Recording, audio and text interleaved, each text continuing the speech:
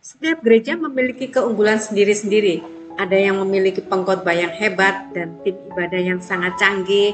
Ada gereja yang terus-menerus keluar kota dan membagikan kasih Yesus kepada orang lain. Ada gereja yang sangat peduli dengan misionaris mereka dan terus-menerus mengirim misionaris ke ujung bumi. Ada juga gereja yang sukanya mengundang, mereka yang pergi ke gereja senang mengundang teman-temannya. Ada beberapa gereja yang memiliki semangat pelayanan. Mereka selalu keluar ke lingkungan mereka untuk melayani.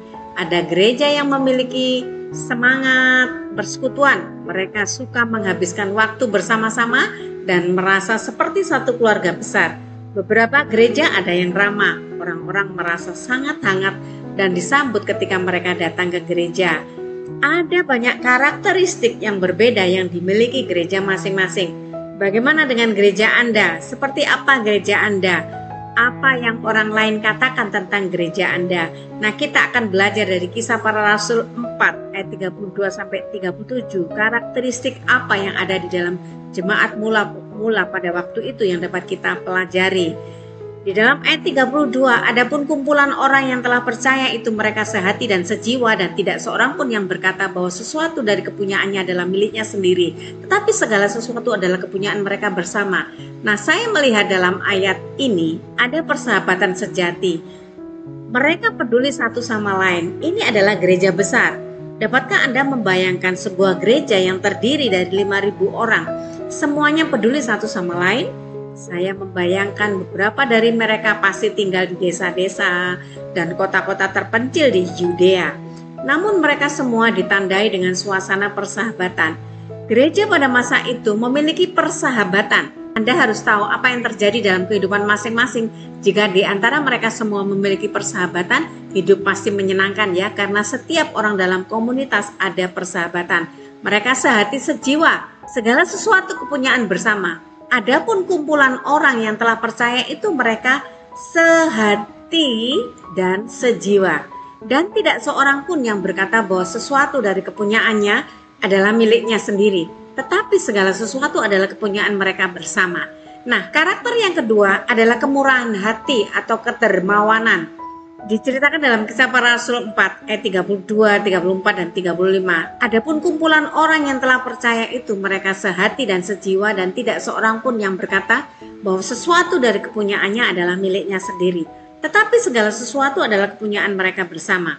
Sebab tidak ada seorang pun yang berkekurangan di antara mereka, karena semua orang yang mempunyai tanah atau rumah menjual kepunyaannya itu, dan hasil penjualan itu mereka bawa dan mereka letakkan di depan kaki rasul-rasul, lalu dibagi-bagikan kepada setiap orang sesuai dengan keperluannya. Nah, orang-orang percaya ditandai dengan kemurahan hati dan belas kasihan kepada anggota keluarga gereja mereka yang membutuhkan. Saat gereja berkembang menjadi 5.000 orang lebih, mereka yang dengan rela membantu orang miskin bahkan dengan mengorbankan diri mereka sendiri. Pasti jemaat pada masa itu tidak semuanya kaya. Mungkin kelas menengah ada sekitar 10% dari masyarakat dan tidak semuanya memiliki rumah. Dan kelas atas sekitar 4-7% dari masyarakat. Itu berarti mungkin 14-17% orang di Yerusalem yang memiliki rumah tidak banyak. Bagaimana jika Anda tidak punya uang untuk diberikan? Kalian tetap bisa menjadi penyemangat ya.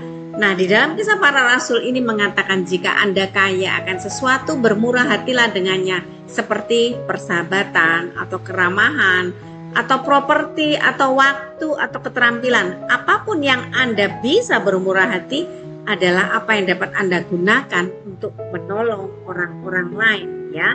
Nah, surat Ibrani mengingatkan kita bahwa yang utama adalah memberikan semangat, apakah dengan uang kita atau sesuatu yang lain. Ibrani 10 ayat 24. Dan marilah kita saling memperhatikan supaya kita saling mendorong dalam kasih dan dalam pekerjaan baik. Yang ketiga, cara hidup jemaat mula-mula pada waktu itu memiliki harapan. Ini bukan sembarang harapan. Inilah harapan yang berakar pada kebangkitan.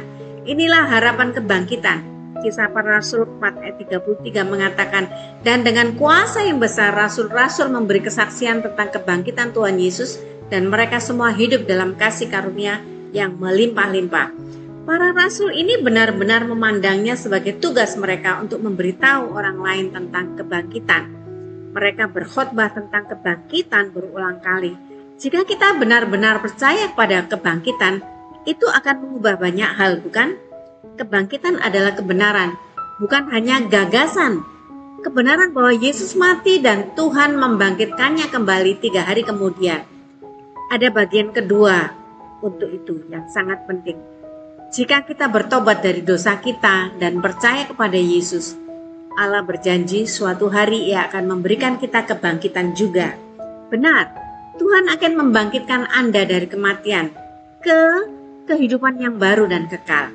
Ketika kita benar-benar percaya kebangkitan sebagai komunitas gereja, itu harus meresapi gereja kita seperti parfum yang harum. Bisakah orang mencium aroma kebangkitan di hati kita saat kita mempercayai Yesus dan membicarakannya? Nah, kita memiliki begitu banyak harapan dan dorongan satu sama lain. Anda pernah mendengar ungkapan, Anda pasti bisa, ayo semangat, kamu bisa melakukannya. Nah, sebab kita mempunyai Yesus yang hidup, Anda pasti bisa ya. Yang keempat, cara hidup jemaat mula-mula memberikan teladan semangat untuk yang lain ya. Itu diceritakan di dalam ayat 36-37. Mari kita baca tentang salah satu orang yang membantu memupuk semangat dan menjadi teladan. Demikianlah pula dengan Yusuf yang oleh rasul-rasul disebut Barnabas, artinya anak penghiburan, seorang Lewi dari Siprus. Ia menjual ladang miliknya, lalu membawa uangnya itu dan meletakkannya di depan kaki rasul-rasul. Ada seorang pria bernama Yusuf yang adalah orang Lewi. Orang Lewi biasanya tidak memiliki tanah. Hukum perjanjian lama melarangnya ya, diceritakan di dalam Bilangan 18 ayat 20, Ulangan 10 ayat 9. Tetapi untuk alasan apapun, Yusuf ini melakukannya. Mungkin karena Yusuf dibesarkan di pulau Siprus yang bukan Yahudi. Yusuf adalah seorang penyemangat sehingga para rasul menamainya Barnabas yang berarti anak penghiburan, anak penyemangat. Jika kita melihat di semua bagian yang kita dengar tentang Barnabas dalam kisah para rasul, kita melihat Barnabas itu benar-benar ditentukan oleh sebuah semangat. Barnabas adalah seorang teman. Barnabas membela Saulus atau Paulus ya setelah pertobatannya ketika para murid takut kepada Paulus. Barnabas mengatakan kepada mereka bagaimana Saulus melihat Yesus dan berkhotbah dalam nama Yesus. Barnabas juga seorang dermawan. Di sini Barnabas menjual sebidang tanah dan memberikannya kepada para rasul. Dia murah hati. Barnabas juga penuh harapan. Dia mendorong seluruh gereja untuk menjaga hati mereka tertuju kepada Yesus. Barnabas juga fokus kepada orang. Dia melihat apa yang Tuhan dapat lakukan melalui orang lain ketika orang lain tidak bisa. Kemudian dalam kisah para rasul, ketika Paulus menjadi frustasi dengan Yohanes Markus karena meninggalkan Paulus dan Barnabas, Barnabas memberi kesempatan Yohanes Markus kesempatan kedua ketika tidak ada orang lain yang mau. Nah, Barnabas adalah sahabat sejati. Barnabas menghidupi panggilan yang Tuhan ingin tantang setiap kita hari ini. 1 Tesalonika 5 ayat 11. Karena itu nasihatilah seorang akan yang lain dan saling membangunlah kamu seperti yang memang kamu lakukan. Yesus memanggil kita untuk memberi semangat satu sama lain, untuk menjadi Barnabas satu sama lain. Sama seperti kita sudah ada, tetapi lebih dari itu.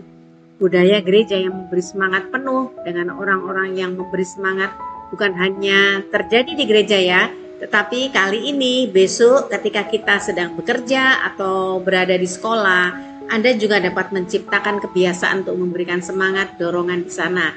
Nah, saya percaya kita sudah memiliki semangat, tetapi Tuhan belum selesai dengan kita.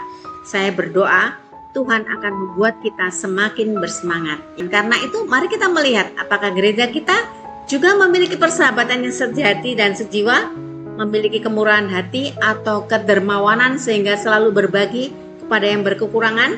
Apakah gereja kita memberitakan tentang kebangkitan Yesus yang memberikan harapan kepada semua orang? Dan terakhir, apakah anggota gereja kita selalu menjadi teladan dan memberikan semangat kepada orang lain seperti Barnabas? Mari kita menjadi jemaat seperti yang ada di jemaat mula-mula pada waktu itu ya. Semangat, Anda pasti bisa. Tuhan memberkati.